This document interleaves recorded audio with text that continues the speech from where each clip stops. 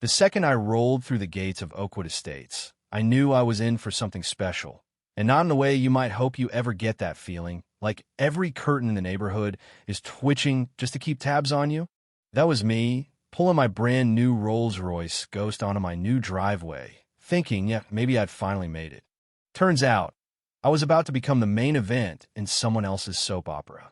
I hadn't even killed the engine when I spotted her in the rearview middle-aged, pastel cardigan practically flapping like a battle flag, hair in that sharp little blonde bob, designer shades, and a scowl you could see from space, marching straight at me with all the righteous fury of someone convinced the world put her in charge. She didn't even wait for me to get out, just yelled, "Excuse me, who are you, and what are you doing with that vehicle?" through the glass like I was braking and entering. So I stepped out, keys in hand, gave her my friendliest. "Hey there, I'm Jason, new homeowner at 1542, just moving in today." I might as well have said I was an alien from Mars. She just looked me up and down, top to bottom, and her eyes said it all. Sneakers, buttoned down, young, brown-skinned, apparently none of that screamed Rolls-Royce owner in her universe. She crossed her arms, dug in her heels, and shot back. "That's impossible. The Millers sold to a young professional. You're barely out of high school." "I'm 21, I told her, forcing a smile. "And yeah, I bought the Miller place closed last week, all official." But she started pacing around my car, circling like a shark, not missing an inch. "Nobody your age drives a car like this unless they stole it. I'm calling the police. We don't tolerate criminals in Oakwood Estates." Before I could even finish blinking, she had 911 on speed dial, holding eye contact the whole time like she expected me to sprint for the fence. I leaned back on my car, cool as I could. This wasn't my first time getting judged by the way I look or how young I am. See, what Karen didn't know is that I'm the president of a tech company that just got acquired for 8 figures. But right then, all she saw was a threat. "Yes, officer," she said, voice raised for the audience. "There's a suspicious young man with a Rolls-Royce. I think this is Grand Theft Auto at 1542 Oakwood Drive. Please hurry." Then she gave me a little smirk. "Police will be here any minute. I suggest you don't try to leave." "I'm not going anywhere," I said, steady. "This is my house, that's my car." "But I didn't catch your name." She lifted her chin, proud as anything. "Karen Wellington, president of the Oakwood Estates Homeowners Association. 6 terms. You ever feel like the universe is having a laugh at your expense?" I pulled out my wallet, tried to hand her the deed and registration on my phone. "I assure you, I'm the legal owner. Want to see the paperwork?" She waved it off like I'd offered her a flyer for lost cats. "I've seen plenty of fake IDs. HOA has a strict vetting process, and I don't recall approving anyone who looks like you." That's when it hit me. Looks like you wasn't just about my age. She was staring a little too long on my skin. I took a deep breath. "Karen, the HOA doesn't approve buyers. That's not how real estate works. The Millers sold me the house. Sale closed. Now I live here, whether you like it or not." Her face flushed. "We'll see about that.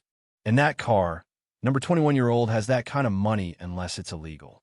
"Did you hack someone's account?" "Money laundering." She circled the car again, snapping pictures of the plates like she was building a case.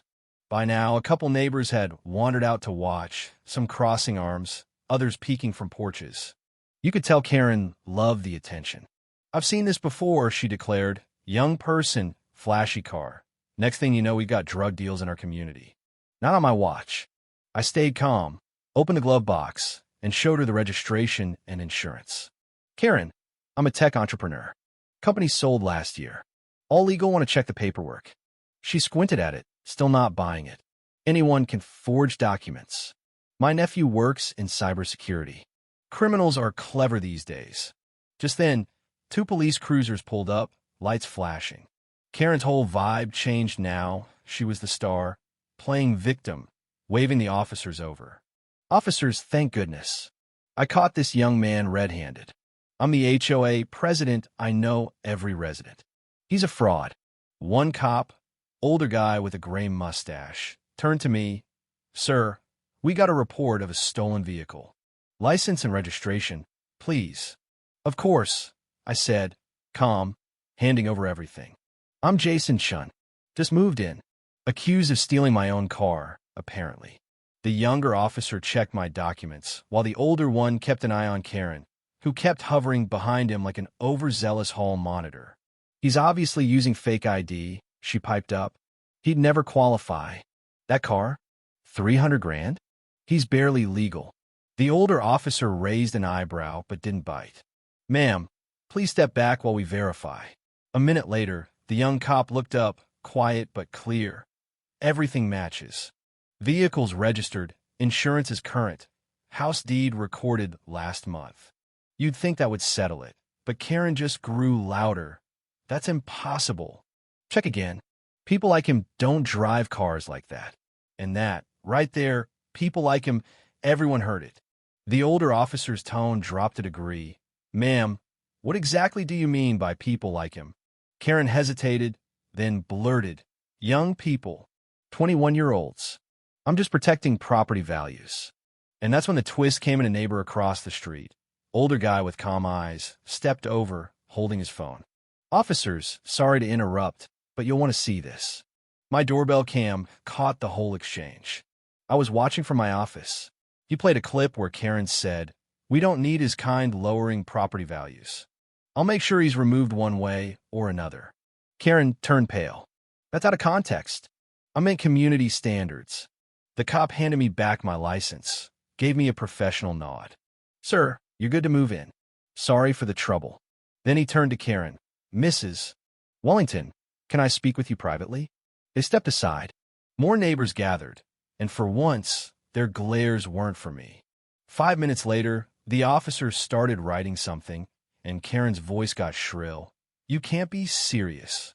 I was protecting the neighborhood. And then you could hear a pin drop. The officer read her Miranda rights. Karen Wellington, you are under arrest for filing a false police report and verbal harassment with discriminatory intent. She froze, then exploded. This is outrageous. I was protecting our community. I'll have your badge. Neighbors just watched, stunned.